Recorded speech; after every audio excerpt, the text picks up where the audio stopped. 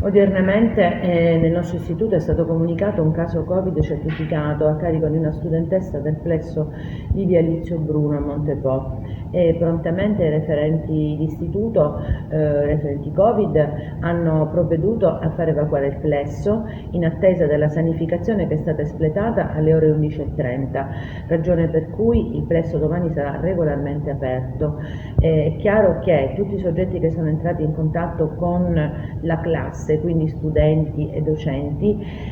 sono appunto in elenco già trasmessi all'ASP per le procedure di riferimento.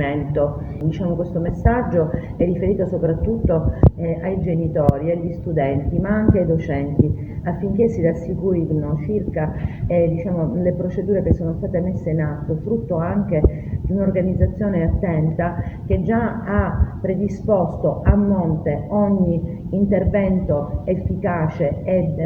rapido per fronteggiare appunto l'ipotesi di Covid che si poteva appunto venire a determinare a scuola, come purtroppo siamo un po' tutti consapevoli che ciò avverrà con una certa frequenza considerata la situazione epidemiologica.